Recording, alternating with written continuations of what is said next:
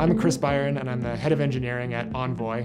We're a visitor registration management system. Our customers love the presentation that it gives to their visitors the first time they walk into the building. I joined Envoy to be the head of security, and in my initial audit when I joined, it was pretty clear that while we had some areas covered, one of the things we really needed to focus more on was web application vulnerability management. We're always worried about making sure that our customers' privacy is maintained. That's the most important thing. So we started looking at tCell as a way for us to really shore up our response time.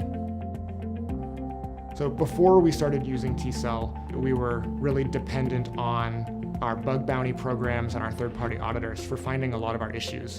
And so I've tried using static code analysis tools in the past, and these fall short because they don't really understand the business logic of your code once it gets complex. I've also used external scanners, application scanners, and these leave a lot to be desired as well because they're only able to test really rudimentary types of vulnerabilities.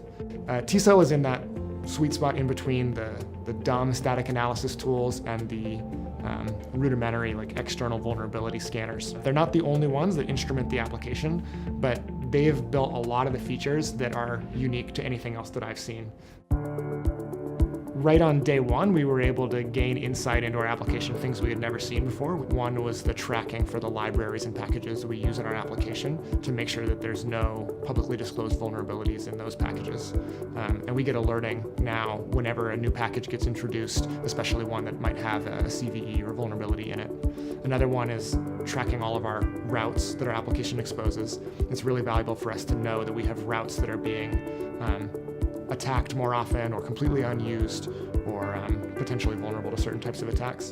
And the third one is that we get a lot of value out of is the content security policy setting. This really helps us prevent against cross-site scripting, which is the cockroach of the web application industry.